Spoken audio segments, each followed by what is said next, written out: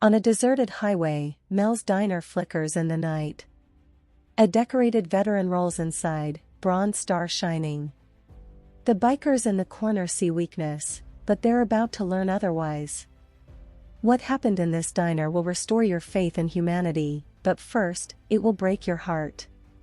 The flickering neon sign reads Mel's Diner, half the letters dead, like hope in this forgotten corner of the desert.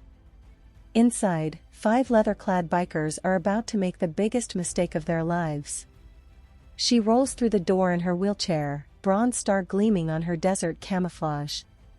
Staff Sergeant Maria Santos just wants coffee and quiet. But the wolves in the corner booth smell weakness where they should see strength.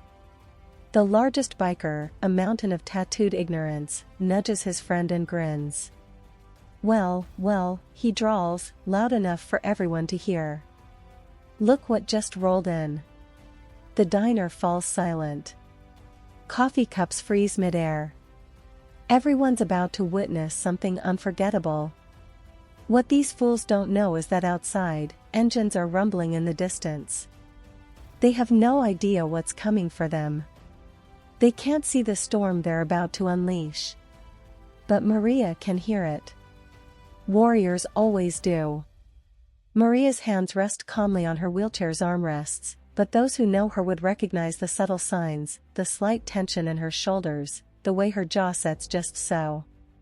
This is a woman who has faced enemy fire, who has carried wounded comrades to safety under a hail of bullets, who has stared death in the face and refused to blink. She rolls forward, seeking nothing more than a quiet meal and the peace that has eluded her since returning home. The memories come unbidden, as they always do. Afghanistan, 3 years ago. The convoy was routine until it wasn't. The IED hidden beneath the desert road erupted like hell itself, flipping their armored vehicle and trapping her squad inside. While shrapnel tore through her spine, severing nerves and stealing the use of her legs, she continued coordinating the rescue of her team. For 27 minutes, as Taliban fighters closed in, she held her position and called in air support, her voice steady on the radio even as her own blood painted the sand beneath her. They medevaced her out unconscious, and she woke up in a German hospital 3 days later to learn that every member of her squad had survived. The doctors told her she'd never walk again with the same clinical detachment they might use to discuss the weather. But they couldn't tell her that her spirit would remain unbroken, that her courage would burn as bright in that hospital bed as it had in the Afghan desert. Back in the diner, she navigates between the worn formica tables with the same tactical awareness that kept her alive in combat zones. But the enemy here wears leather instead of desert camouflage, and their weapons are words designed to wound the soul rather than the body. The bikers' laughter grows louder, more pointed, like vultures circling prey. "Hey, soldier girl," the big one calls out, his voice dripping with mock sympathy. "Looks like you left something behind over there." His friends erupt in cruel laughter, slapping the table as if this is the height of comedy.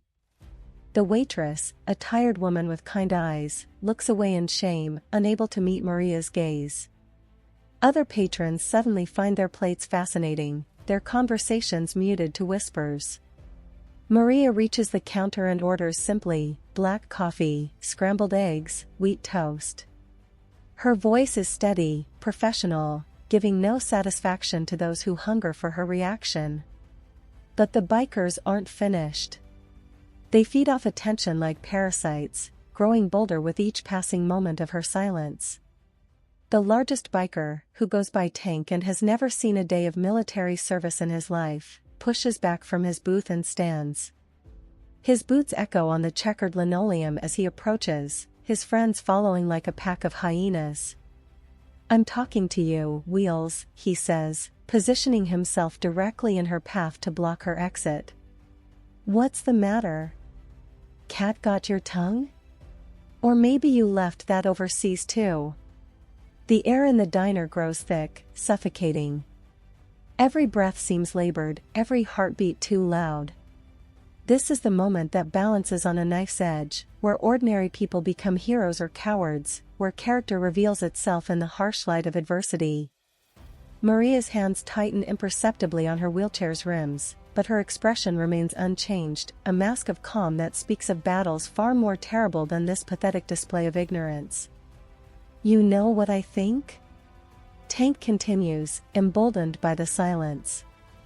"I think you're just another government leech, milking sympathy and disability checks.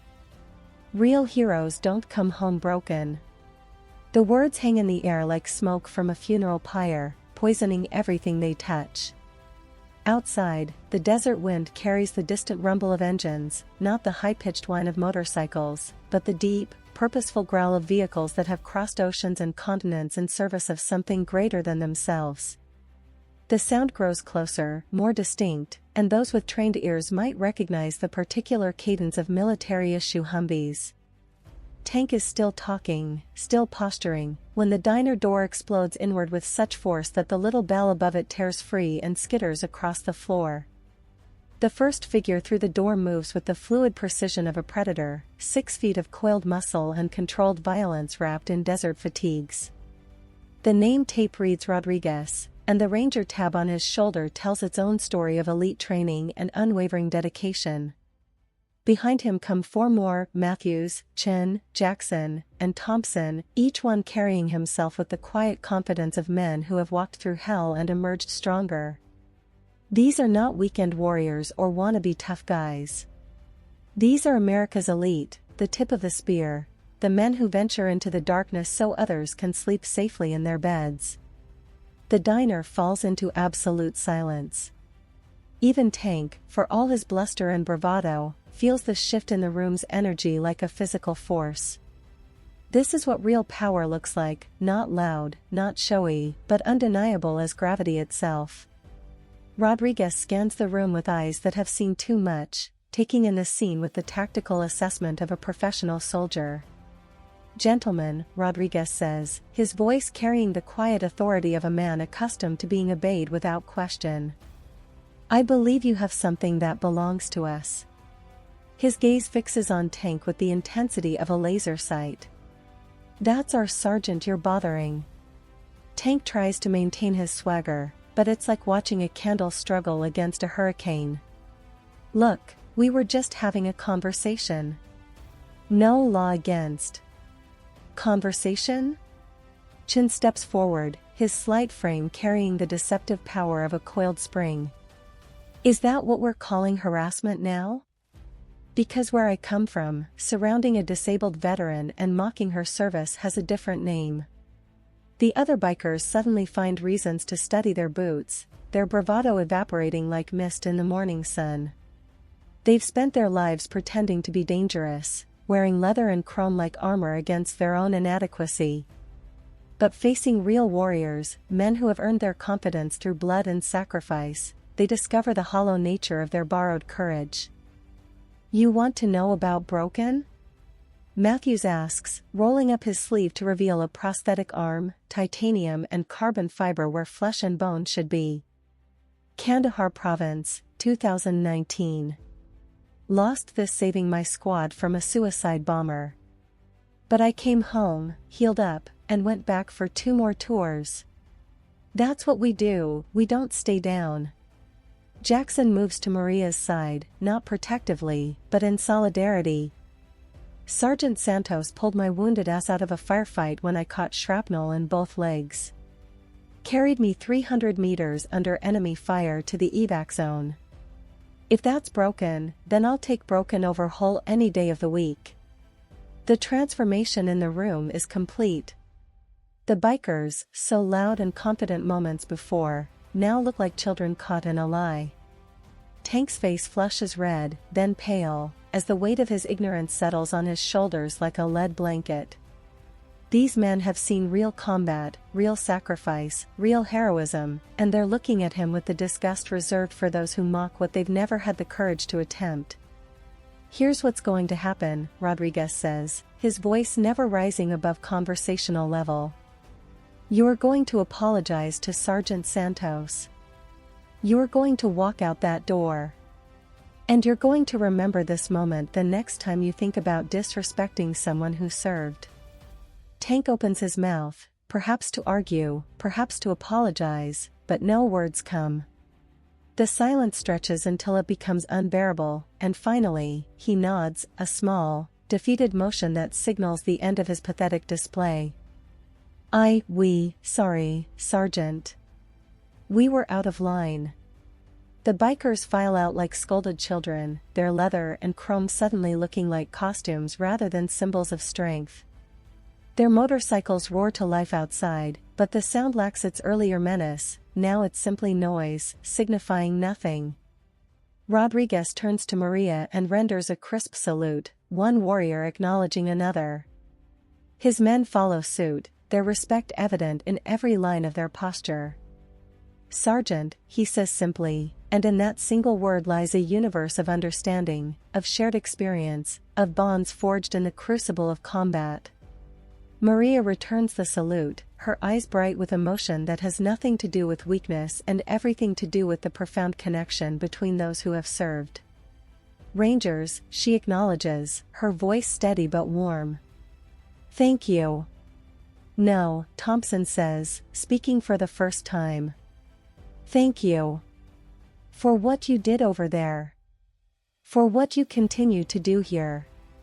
For showing us what strength really looks like. The diner, which moments before felt like a battlefield, now carries the sanctity of a cathedral. The waitress approaches with Maria's order, her hands trembling slightly as she sets down the plate. On the house, she whispers. All of it. Thank you for your service. Other patrons nod their agreement, their earlier silence now transformed into respectful acknowledgement. As the Rangers prepare to leave, they have their own missions, their own battles to fight. Rodriguez pauses at Maria's table. We're stationed at Fort Carson now, he says quietly. Monthly barbecues, third Saturday. Your family, Sergeant. Don't forget that. The door closes behind them with a gentle chime. The bell has been repaired by some invisible hand, as if the universe itself is seeking to restore order and harmony. Maria sits alone again, but the solitude feels different now, not the isolation of the rejected, but the peaceful quiet of one who belongs, who is valued, who is home. She takes a sip of her coffee and gazes out the window at the desert highway, where heat mirages dance like spirits in the distance. Tomorrow will bring new challenges, new battles to fight, some against foreign enemies, others against ignorance and prejudice at home. But tonight, in this small diner where honor was tested and found wanting in some, triumphant in others, she remembers what she fights for. The road ahead stretches endlessly, full of uncertainty and possibility. But Maria Santos, combat veteran, Purple Heart recipient, unbroken warrior, faces it with the same courage that carried her through the fires of war. And somewhere, on bases and in communities across America, her brothers and sisters in arms stand ready to answer the call, to defend not just their country, but each other. In the end, that's what service really means, not the uniform you wear or the medals on your chest, but the willingness to stand up for those who can't stand up for themselves. It's the understanding that some things are worth fighting for, worth sacrificing for, worth believing in no matter how dark the world becomes. The neon signs outside flickers once more, but this time all the letters glow bright and true. Mel's Diner. Like hope restored, like honor defended, like the promise that as long as warriors like these walk among us, the light will never truly fade. What do you think defines true courage? Share your thoughts below.